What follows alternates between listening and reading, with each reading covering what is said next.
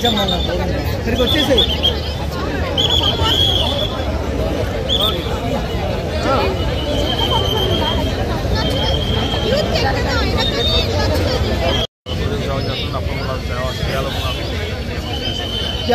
ఎలా డ్యాన్స్ ఎలా అనిపించింది sir? Okay, Shankar is back అంటారా గేమ్ చేంజర్తో?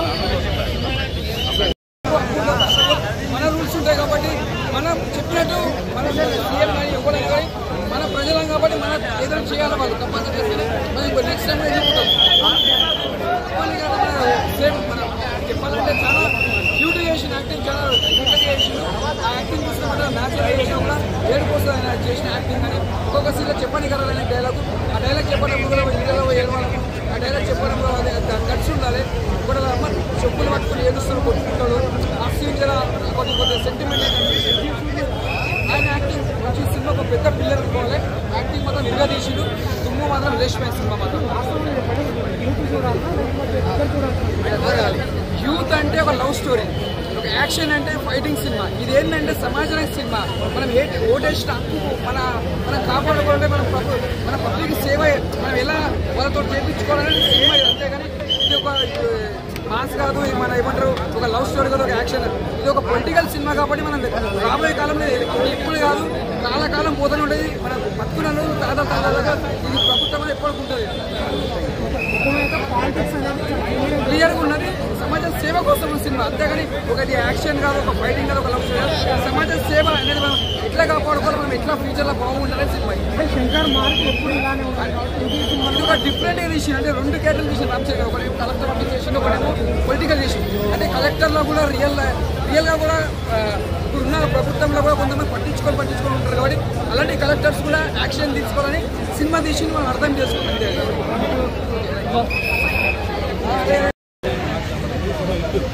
చాలా మంది నెగిటివ్ చేస్తారు సార్, మనకి ఏం చెప్తారు?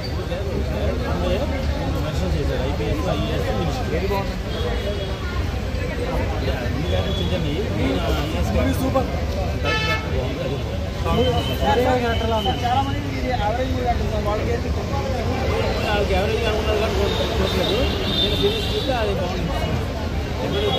ఎస్జే సూర్య క్యారెక్టర్ ఎలా ఉంది సార్? ఎస్జే సూర్య క్యారెక్టర్ మ్యూజిక్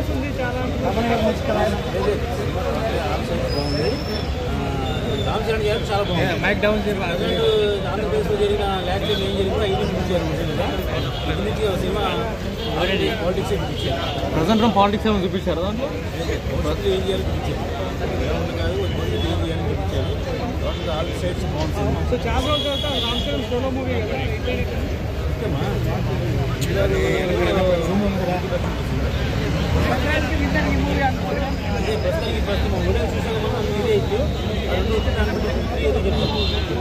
సీక్వెల్ ఉందా సార్? ఇది సీక్వెల్ ఉందా? ఇది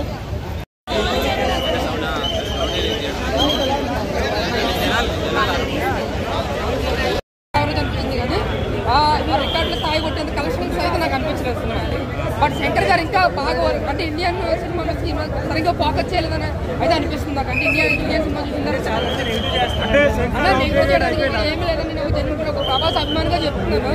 నాకు సినిమా ఉన్నట్టే చెప్తున్నాను. నేను మామూలుగా అయితే నాకు అది 50 యావరేజ్ అనే సినిమా. నేను పుష్ప లేదా హెత్తేశ్వర్ లేదు, ఏ సినిమా నాకు సంబంధం లేదు, ఎవరితో నాకు సంబంధం లేదు. నేను సినిమా పరంగా చెప్తున్నాను. డైరెక్షన్ టోటలే పాజిటివ్.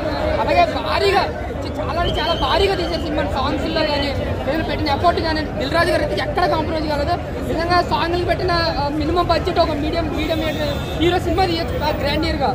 చాలా బడ్జెట్ పెట్టారు. బట్ అంత బడ్జెట్ కలెక్ట్ చేద్దాం లేదంటే సంక్రాంతికి వచ్చింది కాబట్టి సేఫ్ అవచ్చు. మాత్రం సినిమా పరంగా చెప్పాలంటే నాకైతే 50 యావరేజ్ సినిమా. అంటే గూస్ బంప్స్ సీన్స్ 2-3 అనిపించింది అంతే. కానీ entrance scene, interval scene, climax ఈ 3 సీన్లు అయితే మాత్రం నిజంగా గూస్ బంప్స్ చాలా బాగా అనిపించింది. బట్ సినిమా పరంగా చూసుకుంటే నాకైతే 50 యావరేజ్గా అనిపించింది. ఫ్లాష్ బ్యాక్ ఎపిసోడ్ కూడా పెద్దగా ఏమీ లేదన్న, జస్ట్ నార్మల్గా వెళ్ళిపోతుండదు. శ్రీకాంత్ గారి క్యారెక్టర్ కానీ అన్ని క్యారెక్టర్ చాలా మందిని పెట్టింది, చాలా పెద్ద కాస్టింగ్ వరకు తీసుకొని చాలా పెద్ద వాళ్ళు ఉన్నారు. బట్ సరిగ్గా వాడుకోలేదు ఎవరిని. అటు హీరోయిన్ కానీ ఇటు శ్రీకాంత్ గారిని ఎవరిని కూడా పెద్దగా వాడుతుంది. కానీ ఎస్జే సూర్యని మాత్రం నిజంగా చెప్తున్నా, అమ్మ ఎస్జే సూర్య హీరో సినిమాకి నిజంగా ఆయన క్యారెక్టర్ చాలా బాగా గూజ్ బంప్స్ రప్పించారు అజయ్ సూర్య.